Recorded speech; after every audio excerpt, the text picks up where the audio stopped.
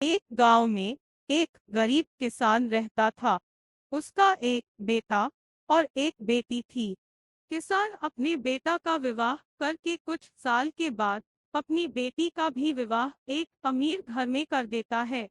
बेटी बहुत अमीर घर में गई थी। उसके घर में नौकर चाकर काम करते थे। किसान अपने दोनों बच्चों का विवाह करके इस दुनिया से चला जाता है। बेटी को धन की तो कमी नहीं था। वही बेटा बहुत गरीब था। किसी तरह खेती, मेहनत, मजदूरी करके अपने परिवार का पालन पोषण करता था। उसकी पत्नी भगवान भोलेनाथ शिव की बहुत बड़ी भक्त थी।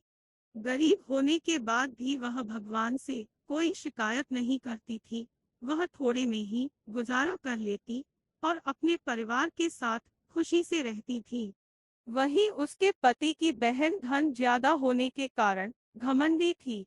वह अपने भाई के गरीबी के कारण उनसे कोई रिश्ता नहीं रखना चाहती थी। उसकी बहन धन के घमंड में इतनी चुर थी कि अपने भाई को देखना तक पसंद नहीं करती थी। समय बीतता गया और बहन के ननद की शादी पड़ी। उसने अपने भाई को बुलाया तक नहीं। किसी तरह उसके भाई को पता चला और वह बिना बुलाए ही बहन के घर शादी में चला जाता है।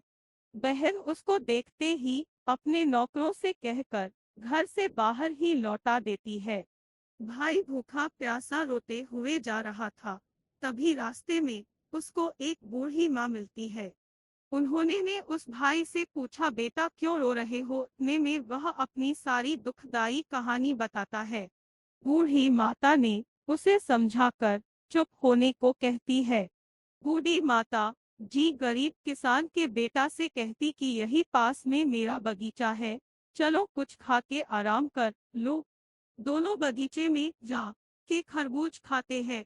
फिर बूढ़ी माता ने एक थैले में खरबूज और कुछ खाने पीने का सामान रख के उसे वहां से घर भेजती है।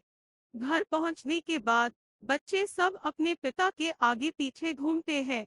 उसकी पत्नी अंदर से पानी लेकर आती और तुरंत थैला हाथ से लेकर देखने लगती है कि मेरी नन्नत क्या दी है। बेचारा भाई वहां से चला जाता है। उसकी पत्नी जैसे ही उस खरबूज को काटती खाने के लिए, उसमें बीज के जगह हीरे मोती चमक रहे होते हैं। वह बहुत खुश होती है देखकर। फिर अपने पति के पास जाकर कहती कि दीदी को हमारी गरीबी देखा नहीं गया है, इसीलिए इतने सारे धन दी है। बेचारा किसान भाई सोच में पड़ जाता है और किसी से कुछ कहता नहीं है। अब बेचारा भाई भी बहुत धनी और पैसे वाला हो गया।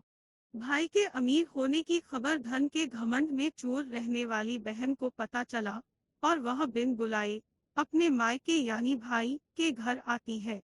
यह देखकर भाई मन में सोचता है कि जब मेरे पास धन नहीं था तो बहन मुझे देखना तक नहीं चाहती थी।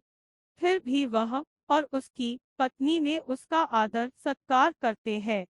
कुछ दिन के बाद बहन को ससुराल से बुलावा आया। उसके भाई और भाभी अच्छे कपड़े, मिठाई, कुछ उपहार देकर विदा किया। इतना सब देखकर उसकी बहन के आंखों में आंसू आ जाते हैं। उसको समझ में आ जाता है कि धन ही सब कुछ नहीं है, अच्छा स्वभाव और दिल का बड़ा भी होना चाहिए। लाल हृदय सौ अंक का प्रतीक, मुरझाया हुआ फूल।